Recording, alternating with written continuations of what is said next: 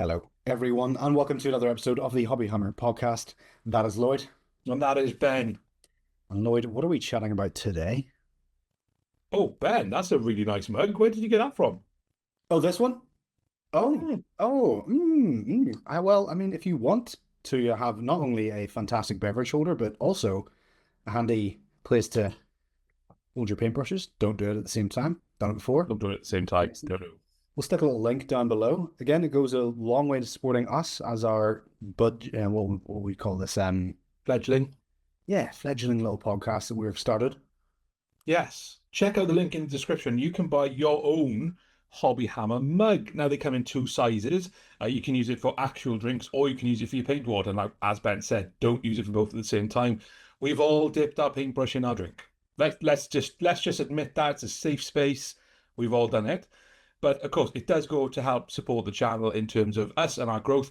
And the other thing that goes to support the channel and our growth, which we are so grateful for, is we've hit our first subscriber goal. We have charged, Did? advanced straight through that 500 subscriber target that we had. So thank you so much for your support. Thank you so much for clicking that little like button, clicking subscribe. If you're watching this and you haven't done it already, then make sure you do. Click the bell as well so that you're always notified when a new episode goes out, which is usually weekly. And I think it's time for a new goal, Ben. So Ben, what is our new subscriber goal? Let's go to 1,000. I like that. Yeah. I like it. A nice round number. Yeah, I like that. So if you haven't subscribed already, as I said, please do. It's free. No cost to you whatsoever, but it feeds our egos. It feeds it so much. So much ego. Thank you so much. So we really appreciate that. And if you have already subscribed, tell your friends. Get them to subscribe. Tell your family. We don't mind. We're not fussy about where our subscribers come from. But we only hope that you do enjoy the podcast. And we get a lot of good feedback about the podcast. And we're exceptionally grateful for that. Anyone who's left a comment, that is amazing. And based on that, we're going to do something a little different for this session. So if you've not listened to the podcast before, what we like to do is we'll talk about the Rumour engine, we'll talk about the pre-orders that are live, we'll talk about any other bits of information that have popped up, and there's some very exciting off-the-press news today to do with the Black Templars, and then we talk about our main subject. And normally we speak about Warhammer, we've done combat patrols, we've done spearheads. Last time we spoke more about the content creator side of things. So this week we're going to talk a little bit more about us and a little bit more about what got us into Warhammer. And we'd love to hear from you as well in the comments what got you into Warhammer. So that would be really interesting. So that is the structure of the episode. So without any further ado, Ben, where are we going first today?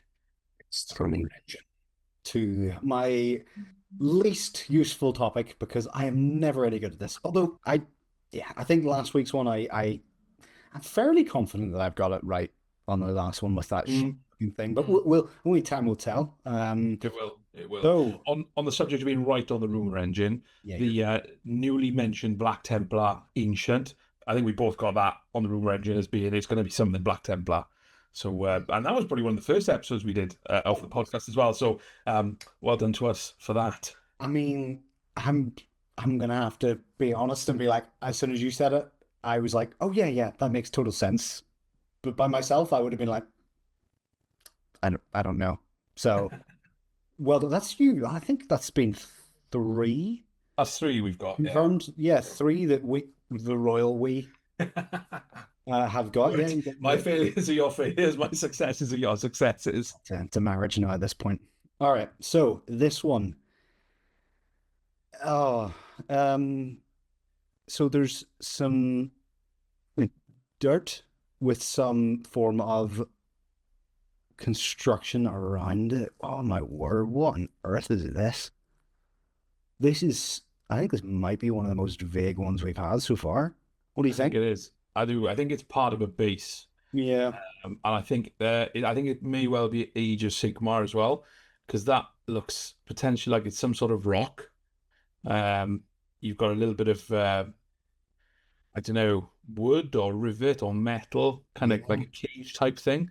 And then you've got, I don't know whether that top bit, it might well be something a bit more organic and it's got that kind of growing through it and over it. But yeah, it's, to me, not a Scooby-Doo, but I'd say it is some sort of base for Age of Sigmar is my best guess. Yeah, yeah, there was a rivet there, maybe. See, I originally thought, oh, that looks like smoke or something, but you're right, it doesn't look like smoke. I mean, It their could sculpting's be. too Could good. be. I think the sculpting's too good for that to be anything other than like, if it was smoke, I think it'd be very obvious if it's smoke, if that makes sense, Yeah. because sculpting's too good. I think you're right about it being like some form of organic thing that's taken over. Could be something noodly, maybe. Could be, yeah, yeah. Yeah, well, only time will tell. Well, We'll indeed. Well, see. indeed. Let us know in the comments what you think that might be. Yeah. All right. So moving on to the previews. So this one is a big one. This is one. Yeah, but This was, I believe, we talked about this in our first episode, didn't we? The Cathay release from we may Adepticon. well have done. Yes, it was. Yeah, it was. That's right, because it was revealed at Adepticon Yeah. in the US back in March. Yeah. And yeah, we did our first episode the week after, I think. So yeah, it was very heavily discussed. What are your thoughts, Ben? Are you excited? Are you nonplussed? Where do you land with Cathay? I as I said from the first episode, I found myself looking at these models more than anything from the Adepticon release. Hmm. I think these are stunning looking, and as we've had Alex, aka Fithammer, on, he was telling us all about Old World, and I would be honest, I think this would be the army that would pull me towards Old World. I could definitely see myself playing these guys. However, we talked about this as well. They are very, very detailed. Um, Extremely detailed. In fact, to the point where there's a huge intimidation factor. But I think I'm looking forward to seeing people putting these on the field because I think they're going to look stunning. They're Yeah. just fantastic looking army. I've learned a little bit more about them while I've been painting. Pancreas Newark. I've been listening to a couple of his lore things about them, and it's kind of actually similar to the lore is quite similar to the Emperor, where there's this one big dude at the top who has all these children. Hmm. But I think he's done a better job of than the Emperor has, where he's actually like told some of his kids like this is my Yeah. plan. He's not keeping them in the dark. Um, but yeah, just some of the lore is actually quite interesting. And again, these models I cannot say how just they're stunning. They're just fantastic. The sculpting is they're just doing beautiful work. That Sky Lantern that looks intimidating though. That looks very Yeah. intimidating. But it's also just one of the most bonkers Yeah. Yeah. things I think you could possibly just come up with. It just seems, yeah, it just seems a little bit insane. I mean, personally, I'm really excited. It's a new race for Old World, which is great. I don't know whether or not the plan originally was to release with Cathay and Kislev, but it is amazing to have that. Just looking at them, I mean, for me, the first thing off the bat is, I've said this on our Old World episode with Alex, is that some of the part of the charm of Old World is how simple the models are in terms of their design to paint. We're not getting that with Cathay. With Cathay, we are getting the full balls to the wall Games Workshop design, and they are amazing. It was really interesting reading one of the articles actually on Warhammer community about how they did it, because for those of you who don't know, Cathay feature as one of the main factions in Total War Warhammer 3 on the PC, the game. And the company actually went to Games Workshop and said, hey, we want to do Cathay. So Games Workshop said, yeah, that's fine, but we've got to build Cathay. So they kind of built it from the ground up to go into the game, but obviously then you've got a bit more fidelity in terms of the plastic model. So that was a really interesting article. Check out Warcom Oh. if you're interested in that kind of thing about how it all came around. But yeah, obviously the influences from China are very clear across it. But I do like how it's all a very compatible army across all the different models. But you know, you've got different options for colors and things like that, which I think is great. I think I'm really impressed that it's a big launch as well. They're not doing like a battalion box and then they're doing everything else later on. They're doing the only one not to come out, is it Nangao maybe, which is the dragon, and the Emperor's daughter. Yep. She turns into a dragon, which is just bonkersly good Awesome. model, and you get both of them in that. So that'll come out later on, I guess. And then, but you've just got some absolutely fantastical models, kind of. I'm looking at things like the Shogun Lord on the Grey Spirit Longma, which is just like a dragon horse with wings. Yeah. And then, of course, you've got the Cathayan Sentinels as well, which which are fantastic models. Yeah, they've got to be one of my favorite looking models. Even if I don't end up collecting this as an army, I would want one of them just to have on my shelf because I just think they just look incredible. And from what I know, they're a lot bigger than people realize as well. I think they're based off that base size alone. That's not a small. It's a big base, yeah. So Yeah.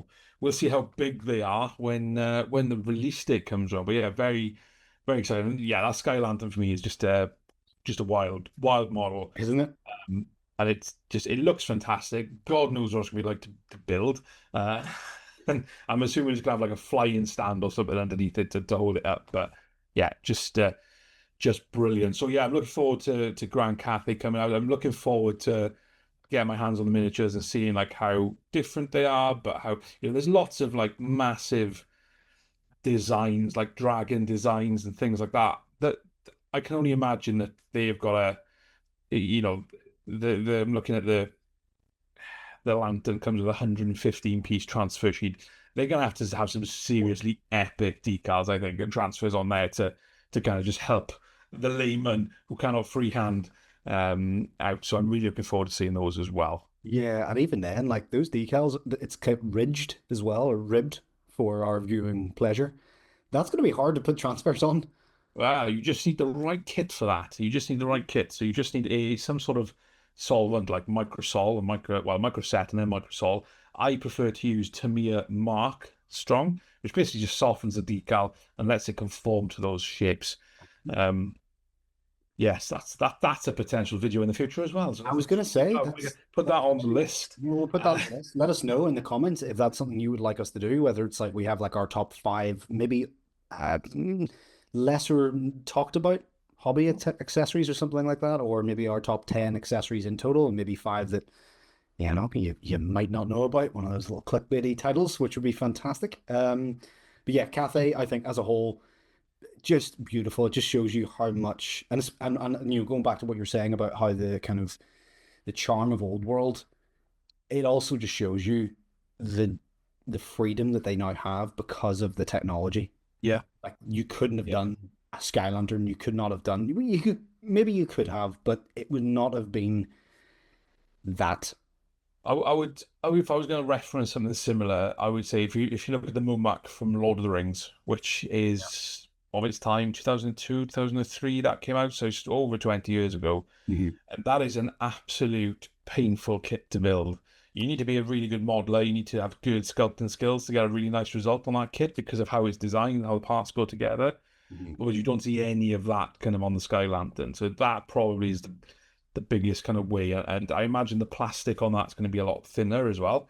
So for that the paper lantern part is to be a lot thinner than perhaps some of the material that you've got on the Mumak as well. So that's looking forward to seeing that one. And the other thing we've got, sort of accidental segue into Lord of the Rings, is the other thing we've got some Dol Amroth made to order as well. So we've got the Swan Knights of Dol Amroth on foot and obviously on horseback as well. Again, they're the original 2002, 2003 sculpt, something like that. And they come on the back of the brand new, phenomenal Prince Imrahil model, which they've just redone as well, who sadly didn't make it into the movies. No, unfortunately. So, yeah.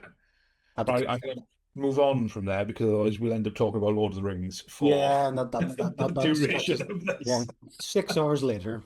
Yes, 6 hours later. Yeah, there's not what we're here for. It's not what you're here for. So, let's move on to the kind of the breaking news. Mm-hmm. Well, it's breaking news for us because we're recording this on a Monday. The podcast will be out on a Tuesday, so it will be a day late. But I'm very happy about this. Yes, you did. You did immediately send me a photo of this with, was it OMG? OMG. Really excited. So there's the brand new Black Templar Crusader Ancient, which, how good. I mean, look, all right, Codex supplements coming as well, which fine. We're going to get it. We know we'll get it. Mm-hmm. Because I do love the Black Templars. My favorite model of all time is a custom Black Templar captain that I was very fortunate to have made for me. But this, I mean, I'm just going to fanboy for a minute, if that's right, Ben. And then you can give me more of a neutral perspective. It is just amazing. I absolutely love absolutely everything about this. It is badass. The banner's phenomenal. You've got two options on the banner, so you can either have a big shield on there, or you can have the orc's head with a sword through it. What I really like about that is it's got a pendant which says Armageddon across it as well. So it really fits in with the Armageddon campaign that they've just released. The model itself, it's got that really amazing kind of box Crusader helmet. It's got a phenomenal that strap over shoulder pad as well, Black Templar sword. It's got a bionic hand. That just, for me, 10 out of 10 model. Easy. Yeah, I'm actually just looking at this in more detail, and the more I look at it, the more little details I'm catching. But it's also not overly detailed. Do you know what I mean? Like where some models you just look at and go, "Oh, that's cool," but I don't want to paint that because it looks like there's so much going on. They've got that balance of detail but simplicity, and you've got space. Like everything there looks like it's got enough space for you to actually paint it, Yeah. which is what I really appreciated about the new Space Wolf stuff as well. Like everything you looked at, it's open. It's an open model. Like they've started. You had an accident with them, didn't you? But pardon? You had an accident with the Space Wolves, didn't you? A little bit. Yeah, a little bit. Yeah. Tell everyone what happened with the Space Wolves. Which the In love. well, yeah, they're I mean I'm wearing my new, also going to be available soon. But yeah, I've kind of I've fallen for them. In fact, there's going to be a video out soon-ish, um, where I am discussing that exact thing because I'll be honest, I had zero interest really in the Space Wolves. They were just another faction to me. They were just like, yeah, cool, another Space Wolves. They're Vikings. That thing, it didn't really appeal to me. But it just shows you the power of that's power, by the way, in Northern Irish. A good resculpt and the redesign and how much just a fresh perspective on an army can reinvigorate or entirely create something out of nothing. And yeah, I'm gonna be putting a video together about that because I think I really, really, really like them.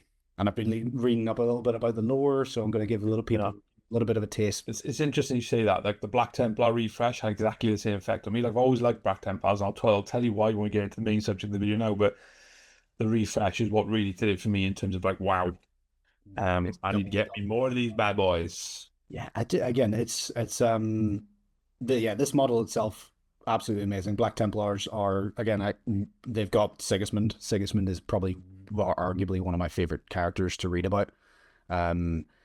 This is stunning. I'm just always happy whenever people get what they want. Do you know what I mean? Like I don't care if it's not what I like. Yeah. If someone's like, this is all my, and that's what I love about And I'll be honest, I didn't know I wanted it, and now I can't live without it. So, yeah. so it's like, yeah, didn't know it was coming. Big, massive surprise. And funny enough, I thought to myself this morning, I was getting ready for work this morning. I was just thinking, oh, it's Monday. I wonder what kind of new model Monday is going to be. And then just thought absolutely no more about it. And then bang! Hello. Amazing. So there we go. So let us know down in the comments if you like the new Black Templar Ancient. I love the new Black Templar Ancient. And with that, we'll throw ourselves with reckless abandon into the main body of this episode, which is all about what got us into Warhammer in the first place. Ben, what got you into Warhammer in the first place? My dad was what got me into Warhammer, but not through directly Warhammer. It's because my dad, he used to have Airfix models, and in my bedroom, I would have Spitfires, I would have Lancaster bombers attached to my ceiling with fishing wire hanging down from them. So we'd like have these dog fights in my bedroom, and then he'd have tanks, and we'd build these diorama things. There's something about it, and I think you and I share this just massive appreciation for like dioramas. In fact, I think it was a couple months ago you took your dad to like it was a train expo, and I was like, please film the dioramas for me. I could just sit and watch those all day, and the fact that I've not been to Warhammer World yet, it hurts my soul a little bit. And on my channel, I'm definitely gonna have to buy a mug. We'll send Ben to Warhammer World. I'll meet him there. We'll film some content. Yeah, as a kind of a shout out to that, I'm basically got the idea that once I get the 40,000 subscribers, I'm going to Warhammer World, and I want you to come with me, obviously. So I'll meet you there. I'll meet you there. It'll be my pleasure. I can't wait. But yeah, so it was my dad that got me into it. My dad then took me into the Warhammer store in Belfast. I must have been. I think he took me in quite a few times, but I don't think he believed that I had the skill to appreciate it yet because I was quite young. But my cousin Adam, who's 2 years younger than me, I think he had an appreciation for it as well. And I think it was the fourth edition.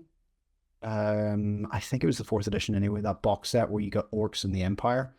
They had the cannon, they had the chariot, orcs and the chariot, they had the boar boys as well. And where my first model, I got my first model from. That was my initial introduction to Warhammer, and I just absolutely loved it because my dad again would create these. He would get like polystyrene and create these castles and stuff for us. In fact, my dad and I used to do that all the time. We'd have all these like little wrecked buildings and create all these scenes. I wish I still had them, but yeah, just that creativity.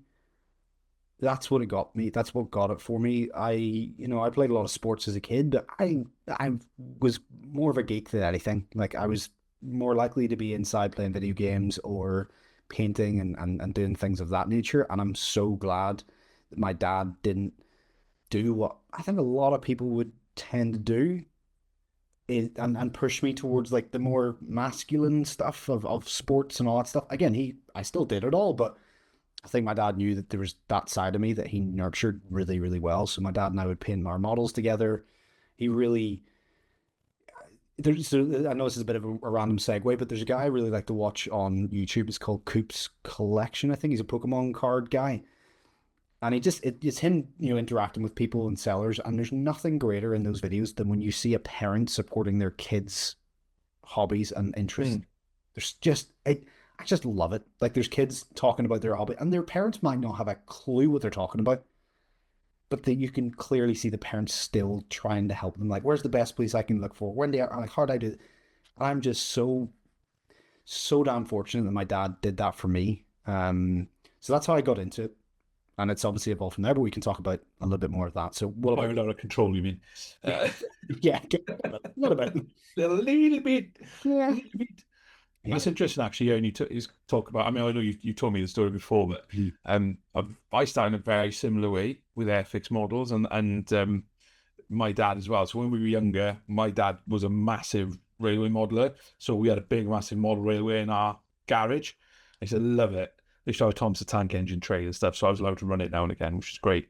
So I've always been in that space, thanks to him, where like creativity and all those kinds of things. And then as I was younger, so probably I want to say when I was like 7, 8, 9, kind of coming up, and that's when I was getting my Airfix kit. So exactly the same as you.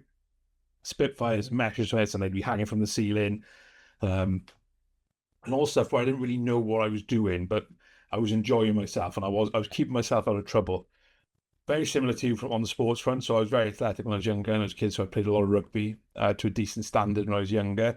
And that's probably when I stopped doing a little bit of the kind of modelling and things like that. And we got rid of the model railway, moved house, those kinds of things. But the Warhammer aspect came in probably when I was about 12 or 13. And my mother, actually, she went to Cribs Causeway in Bristol on a Christmas shopping trip with her friends, as they always did every year. And she came back with a catalogue. With a Warhammer catalogue, and it was just like, oh my god, what are these bright things? These are amazing. I want them all. And it was just full of Space Marines. And we're talking like the earlier edition Space Marines before you had, I think it was just after the multi-part Tactical Squad came out. So wanted them, didn't have anything. But then one Christmas, bang, third edition box set. Thank you very much. So I think that was about 97, 98. So I'd have been 14, 15 when that kind of came out. So it's just like, woof. And that was Black Templars against Dark Eldar. And that was, from that point, I was like, right, well, I like the Black Templars. We're going to go with the Black Templars. And that's kind of how it stayed. And then it kind of, again, you get to that age, I guess, where you're like, well, I quite like girls now. I quite like beer now. And I kind of fell away from Warhammer and then went to uni. And actually, when I was in uni, I was like, but finally, I was like a bit stressed. I want to do something to chill out. So what should I do? So I just went down to the Warhammer shop. I bought the paint set, and we were still on the old Blood Angels red or Blood Red and Red Gore and those kind of the old style paints. and in the Black screw top pots. pots, yeah, the hexagonal pots, yeah. Yeah. Just that, and that was it really. And I was, as soon as I got back into it, it was I bought some Space Marine bikes and a Black Templar upgrade sprue. So I haven't still got it, but I do remember vividly the first one I did was a bald-headed biker with a big Black Templar axe charging. So that was kind of how Warhammer started for me, and then eventually spiraled out of control as well. Which it naturally does. I mean, we're just, we've started a podcast about it, and we both have YouTube channels about it. So, it's affected our lives a little bit. Yeah, yeah. I mean, the podcast was the natural evolution, really, wasn't it? Yeah. I think, yeah, it is interesting looking back and seeing that. But the thing for me about it that I love about it, and the thing that's kept me, I said this last episode, is that I've done so many different things. I've been fortunate to do so many different things in my life. But Warhammer's been a constant. It has literally been a constant for, hello, Ollie. It's literally been a constant for 20 odd years. That I'm very grateful for, and it just is only getting better.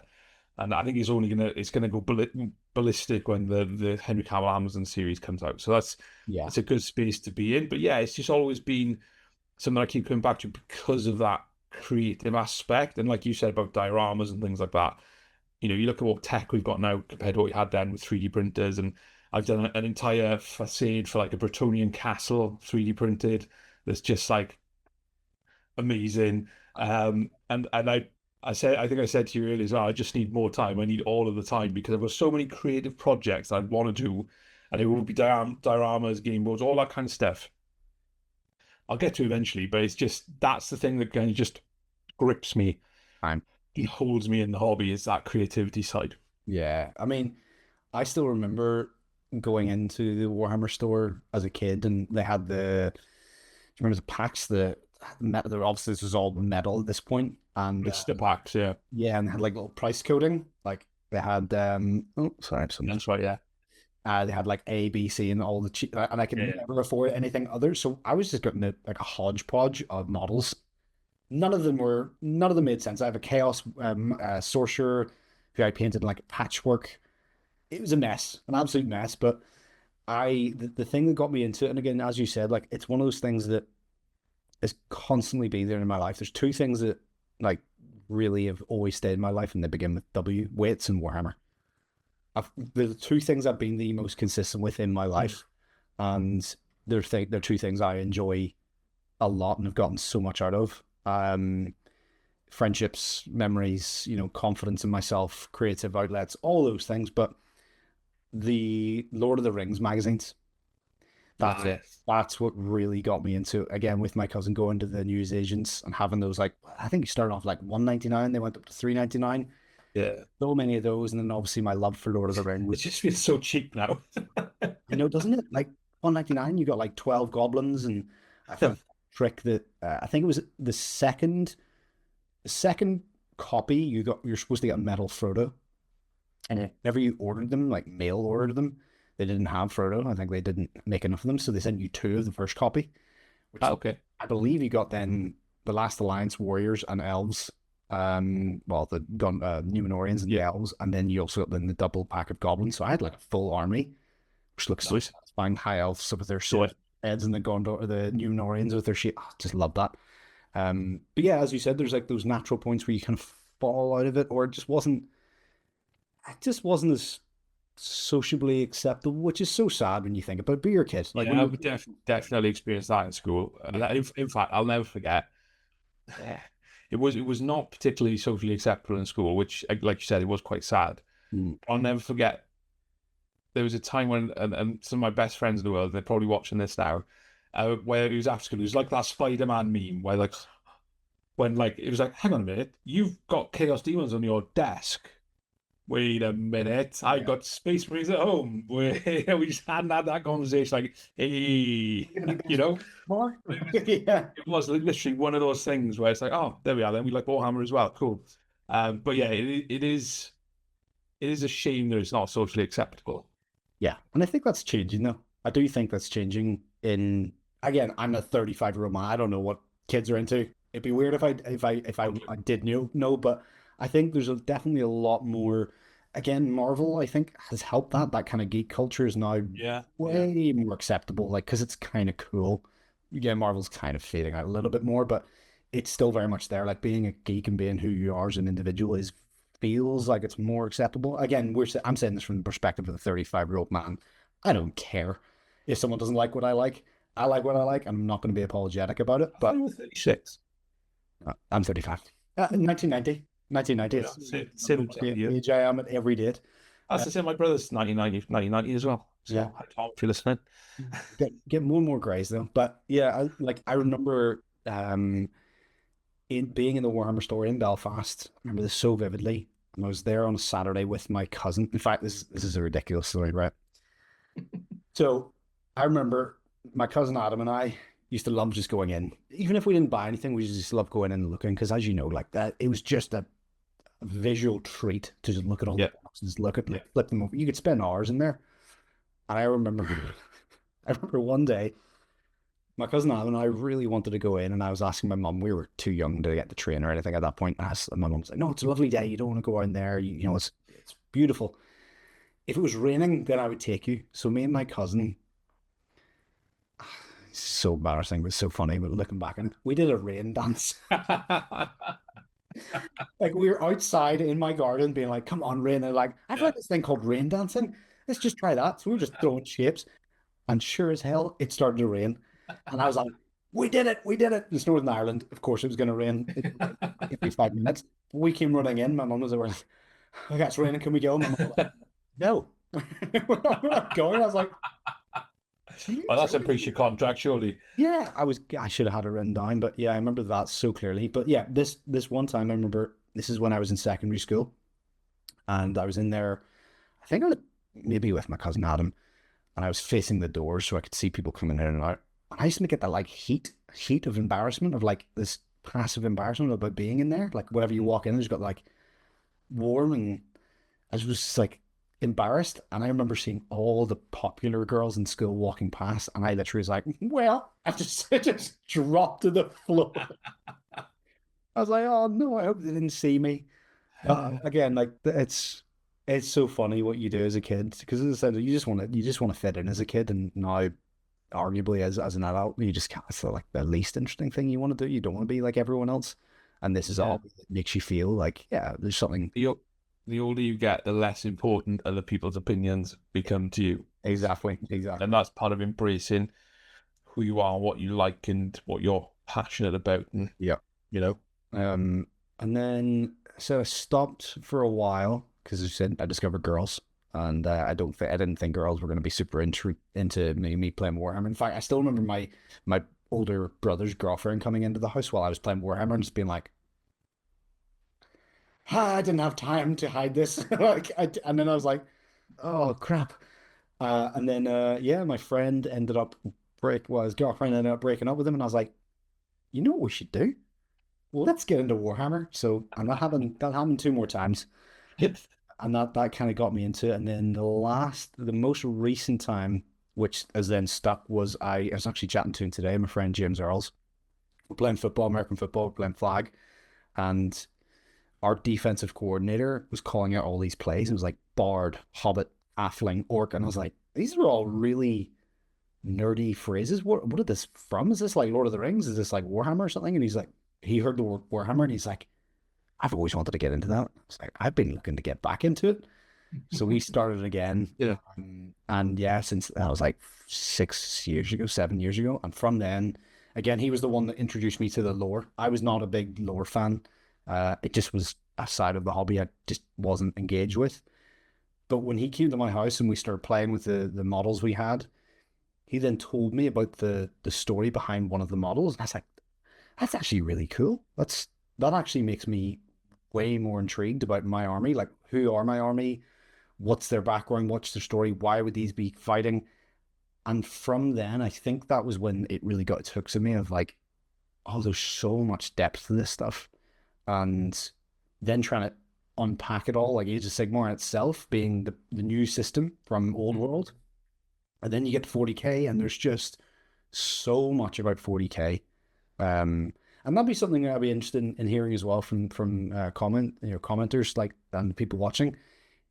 Neither of us are admitted lore experts at all. I think our position in this realm is we are just fans of the hobby in general. And I think together you and I have a decent level of understanding of the lore. I've done a little bit of digging, but we're by no means experts. But I feel like we could give people, a beginner, a fairly decent grasp of what's going on Yeah. in the 40k universe. So if this is something you would like us to talk about, again, surface level stuff here. We're not going to go into like super in detailed stuff, Yep. but I think we could give people a decent perspective of what's going on. And if you'd be interested in us doing that, a little bit more of a structured kind of lore, again, light lore, let's call it that, let us know. Or light. Yeah. Or light. Yeah. Like lore, light, whatever you guys, you tell us what we can. I used to be a bit of a fiend for Black Library books. I remember going on holiday one year to Mallorca. I must have taken about 10 or 12 Black Library books. This was before Kindles existed. So I'd take some of my luggage and some of my hand luggage so I didn't breach any weight limits. But it was just absolutely, yeah. And I just sat there, just read and read and read. You know, my favorite Warhammer book is, I want to get the right name because I always get it wrong, but I think it's Brothers of the Snake by Dan Abnett, which is all about the Iron Snakes Space Marine chapter. And it's essentially a collection of stories about a Space Marine called Pryad, Priyad, I think it is. And I think he made an appearance in the last Space Marine Codex as well. It's like one of those side comic boxes. Yeah. But that is, or Brotherhood of the Snake, I think it is. But that is my favourite Warhammer book. So I would highly recommend. I'm not even sure if it's in print anymore, but I'd highly recommend you check it out if you can. But yeah, I used to really kind of be into that kind of side of it and really loved it. But I think that was also at a time when I'm probably going back to when 5th edition 40k was out. So I wouldn't say there was as much. Yeah. This was at the time where the Horus Heresy books had just started to come out as well. So things like Horus Rising, for example, they had just started to come out. So, you know, we are literally going way back in time. And that was one of my other memories. Like, obviously now I predominantly paint and collect. I use the term collect loosely, as in I have lots of grey plastic for many different factions. But back then I was very much collecting to play. I used to play every Thursday night in the Warhammer shop in Cardiff. I used to really enjoy that. That was kind of like their games night. I always, like, even going back further than that, I always remember growing up, and they don't have them anymore, the Warhammer stores, because they're like either one-man stores or things, but like the store they had in Swansea, the Cardiff store, the one they had in Bath, they all had massive areas where, you know, gaming tables, they had proper club nights. Yeah. They had in Newport, they had like, I don't even think there's a store in Newport anymore, but they had like the battle bunker. So it was like downstairs where it was literally just gaming tables and things like that. So like they don't tend to have these things anymore, which I think is a shame. I mean, there's obviously a business decision behind it. But I do think it's a shame because I used to really enjoy that. And you had a bit of a good community going on in the stores then. But I used to take my my Iron Tigers, the Space Marine chapter, which is basically just grey Space Marines. This was before Mechanicus grey spray existed. It would have been a great help if we'd had that. Yeah. I'll try and find a picture actually, because I've not got any, but I did have it on Cool Mini or Not. And I managed to paint a tiger head on the side of one of my tanks, which I was very happy with. Wow. The shoulder pads, they were all orange with black tiger stripes on them. So that was then, and that was my pride and joy that I was collecting for ages and ages before I had a Warhammer hobby then, not a Warhammer problem. It's very much a problem now, I think. Yeah, that's the problem with being an adult, I think. You have adult money and no one tells you to not do it, which is where my parents were quite happy. Yeah, I make an argument that I've been told not to. I just chose to ignore that. But yeah, I think that is definitely one of the things that kind of, yeah. And also the release schedule now. Yeah. New release every week, pretty much. That was just, you were lucky if you got one a month back then. Yeah, it was so much easier to kind of keep on top of some of the new releases, new armies. That wasn't a thing. I think Tau were like the newest army release they'd done back then. So, you know, it just, we're spoiled. And obviously then Age of Sigmar happened and blew up the kind of the old world, and that's kind of, I think, when the release schedule started to ramp up a little bit, and we are where we are today, where we're very fortunate to have a hobby which is extremely well serviced in terms of everything you can get for it. And I almost kind of got into one of those like kids say don't know how good they've got it, but you really don't because you've just got No. so much choice, and it's so much easier to get into the hobby now. It's so much easier to take part in the hobby. It's so much easier to paint the models, to build the models, all that kind of stuff. Compared to what it was back when I first got into it. Yeah, there again, you were saying that earlier. Like it's amazing how the hobby does kind of evolve as well. I remember, it's just as you were talking there, the creating your own things in the world. Like I remember my dad and I built this gaming table. Again, my dad and I stood and watched. And it was You big. learned valuable skills. Yeah, oh no, I mean to be fair, I did. He made a bridge out of balsa wood. Like basically imagine this, like it was maybe 4 foot by 2 foot. It was not too big, but it was big enough for me to be able to play. And my imagination just exploded. I had there was like grass on one side and this like dirt path that I remember helping paint it. That led over like a bridge that he made out of balsa wood, and he had this river running through the middle, and then we had this little like village, and he was making villages out of what was it? It was like soapbox things, and he would like have slate, and he would cut that for me, and it was amazing. And I created an entire. I remember looking on the Lord of the Rings map. This is all Lord of the Rings stuff. I remember looking around the map and being like, where's the rivers? And I found this spot on the map in Middle Earth, and I created an entire army out of conversions of Mm. extra models I had. I was cutting their heads off, getting them different weapons. I was like molding over their shield and mix matching. I just had so much fun, and I think that's why, as we said earlier, like why I think this is such a great hobby, because you could just be so creative, and it's in a realm where you're kind of the god of the world, if that makes sense. Like you can I do am a whatever god. you want. Yeah, it's amazing feeling. In a lot of the video games I used to play as a young, like Age of Empires and Rome Total War. Yeah, you could get creative with it, but there's always confinements to it. Whereas there wasn't any with this, and you could just be as creative as you wanted to be. Yeah. And it was only your creativity, your creativity that was your limiting factor. Like it was amazing. I just absolutely loved it, and that's part of the hobby I would love to get more into again. Of the actual like creating terrain, and I've got pieces of polystyrene that I've been hoarding for the last I don't know like 2 years. I'm gonna build something out of it. I will build something out of it, but as you said earlier, it's just time. Yeah. Especially now with the YouTube channel, everything I'm doing, I'm like, oh, is this going to service this? But yeah, there's just so many aspects of this hobby that just fascinate me, and that's why I think it's such a good hobby for people to get into, because there are so many avenues you can engage with it. Is if it's the lore, if it's storytelling. One of my friends and clients, he writes stories Yeah. and submits them, and it's fantastic. And I just think it's such a good hobby. I mentioned this in the last episode. Like at the moment, it's the thing that my brain is just wanting to engage in the most. And if you took this away from me, I'd be so bored. Like video games are cool. Like don't get me wrong, I'm not crapping on them at all, but it's just not quite the same for me. And I'm so glad that my brain does like this stuff. Like I'm happy that this is something that I get so much, not even pleasure out of, because that makes it sound weird, but just fulfillment out of. You feel like you're working on something, you're developing a skill, you're developing something that is unique to you. Everyone has their own painting style, everyone has their own aesthetic, everyone. I just love it, and the community has been phenomenal. Like to me, I've not really experienced any real negativity. In fact, the other day, someone commented on my Space Wolves video, just saying streaking gram, and then like a thumbs down. I went, I mean, that's just your opinion, man. Like, that's just your opinion. And then we actually ended up having a chat, and I was like, I mean, surely you don't paint to please other people. So why am I going to do that? And he's like, yeah, you know what? Fair enough. And yeah, it's just such a, I just love it. I just love this. I mean, not that you could tell, I look like from Ricky Bobby with like, Ricky Bobby, yeah, Ricky Bobby with all my sponsorship with you're second, you're last. what do I do with my hands? Now we're showing our age.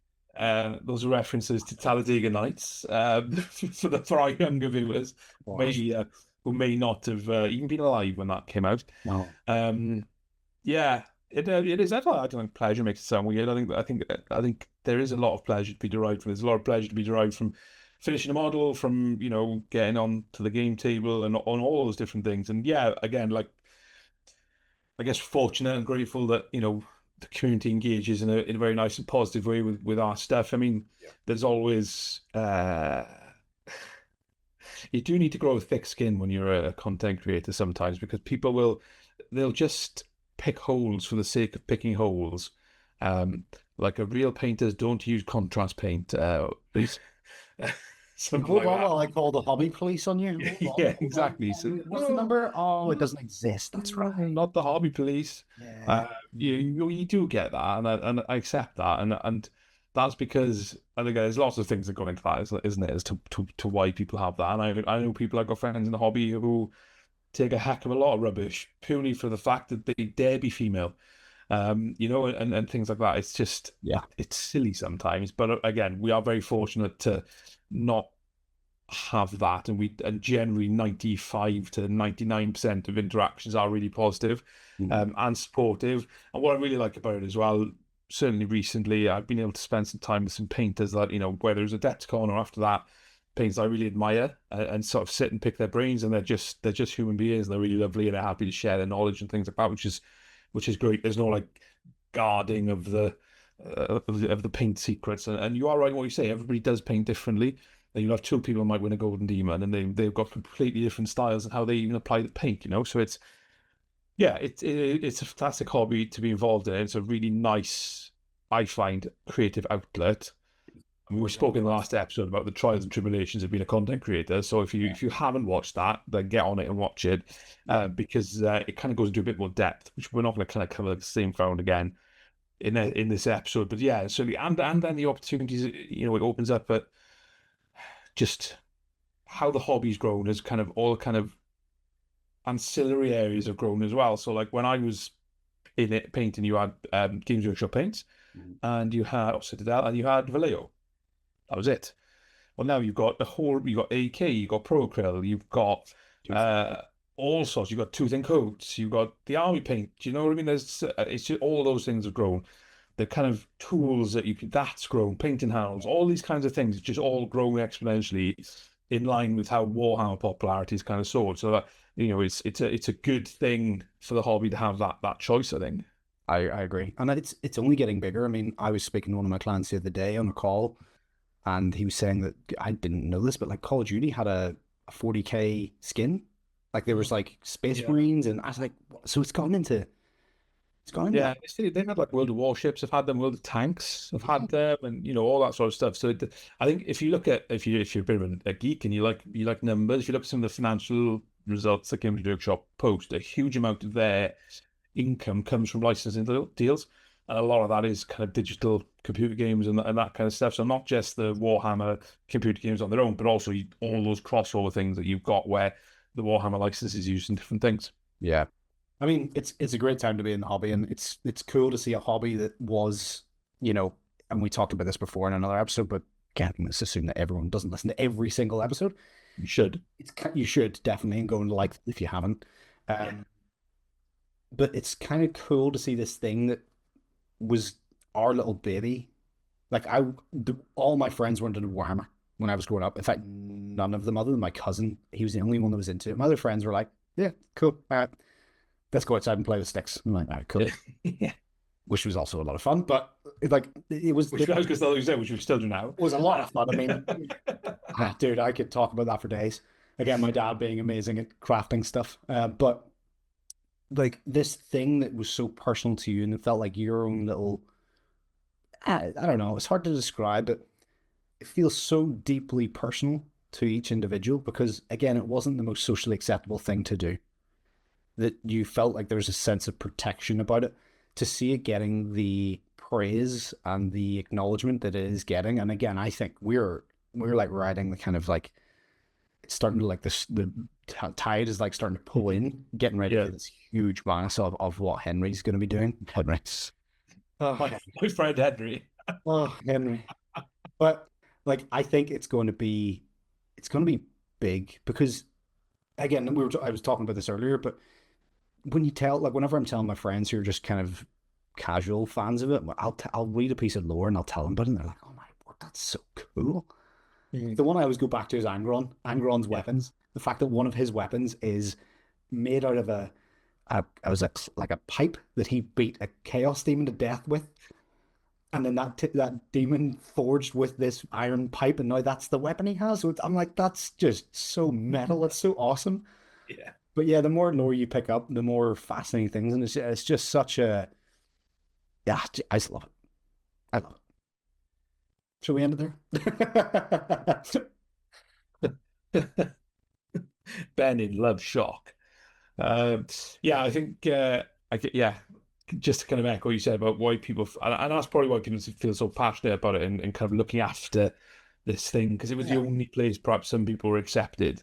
Mhm. Um, because it back in the day it wasn't as socially acceptable, whereas now it is so much more so. And I think COVID has got a lot to with people being out of Yeah. work or whatever it was on furlough, so people picked up their old hobbies from back when they were a kid, and that's just it's just kind of snowballed from there. And you can tell just by looking at the Games Workshop share prices. That's kind of where things go. Yeah, exactly. So, it is quite insane. So I wish I'd bought some when I was younger because I'd have made a few quid, but I didn't. Um, but yes, let us know down in the comments what kind of got you into Warhammer. What still excites you? What keeps you coming back time after time after time? Let us know. We would love to hear from you. Like we've already said, please like the video. It helps YouTube know that it's worth sharing, and hopefully we'll get more viewers and subscribers. And very much like where there's more people and more fans of Warhammer, then there's going to be a lot more Warhammer. If there's not Ben's channel, by the way, but that is Ben's channel. However, the more you help us and support us to share this, the more Hobby Hammer content we'll be able to bring you, which we are very committed and excited to do. And with that said, thank you so much for watching. We'll see you next time. Don't forget and see you again.